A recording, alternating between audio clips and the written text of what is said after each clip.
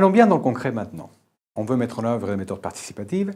Quelles sont les structures possibles de la participation des utilisateurs à la conception des systèmes qu'ils vont par la suite utiliser eux-mêmes? Il y a différents types de participation, car dans toutes ces méthodes, sociotechniques, etc., la participation est au cœur de ces approches. Il y a la méthode consultative, qui est une méthode où la direction demande l'avis des employés et cherche à en tenir compte pour la conception du système à mettre en œuvre. Il y a une méthode dite aussi représentative, c'est-à-dire que les départements élisent leurs représentants à des groupes de travail qui vont concevoir le système. Ce n'est pas du tout ce qu'on peut appeler un délégué syndical ou un délégué d'entreprise. Non, les départements, par exemple vente, recherche-développement, envoient à un groupe de travail de conception du système une ou deux personnes qui leur semblent les plus à même de défendre leur point de vue, sinon leurs intérêts.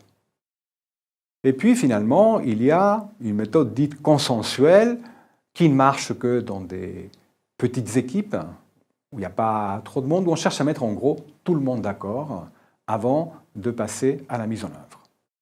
Comment faire en sorte pour structurer cette participation? Eh bien, il faut savoir qu'il faut créer au moins deux groupes de travail.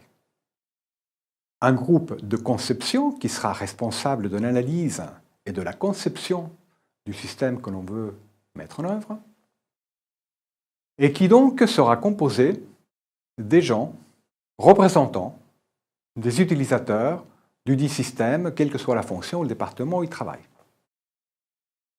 Et puis, un groupe de direction, un groupe pilote, qui sera responsable de donner feu vert, feu rouge aux différentes étapes du processus, qui devra soutenir le groupe de conception, parce que ce groupe devra se réunir, et pendant ce temps-là, les gens qui y seront, eh bien, ils ne feront pas les tâches normales de leur fonction, ce qui pourra créer quelques jalousies, ressentiments, etc. Donc il faudra les soutenir le cas échéant, et puis surtout arbitrer les conflits qui pourraient surgir au sein du groupe de conception lorsque les gens n'arriveront pas à se mettre d'accord.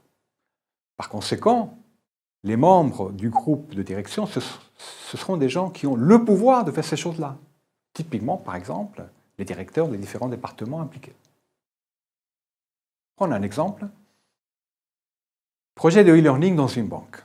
Il s'agit de créer les cours en ligne pour les nouveaux entrants.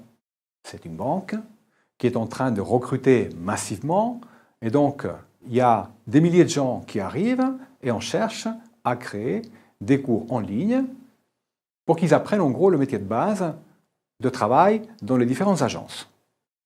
Quelle est la structure de participation dans le groupe de conception? Eh bien, il y a le chef de ce projet dans la banque, le chef de projet chez le fournisseur e-learning, des formateurs internes qui sont en général des directeurs d'agence et qui eux savent très bien ce que doivent savoir faire les nouveaux entrants dans les agences, le fournisseur de contenu e-learning, et puis bien sûr des experts en contenu du métier bancaire dans les différents domaines où il y aura les cours, fiscalité, passif, actif, comptabilité, etc., etc. Un autre exemple dans la même banque, il s'agit de créer un système de gestion des connaissances pour les chefs de zone. Dans le réseau de travail d'une banque, les chefs de zone sont en fait les chefs des directeurs d'agence. Chaque chef de zone a typiquement entre 20 et 30 agences à sa charge. Et donc c'est un noyau clé dans ce qu'on appelle le réseau des agences d'une banque. Eh bien, dans ce projet-là, le groupe de conception était composé du chef de projet dans la banque, d'un expert en pédagogie online, du fournisseur de contenu e-learning et, last but not least, de 3 chefs de zone qui, eux, savaient très bien de quelles connaissances ils avaient besoin pour travailler, quelles connaissances ils étaient prêts à partager et surtout quelles connaissances ils n'étaient pas prêts à partager.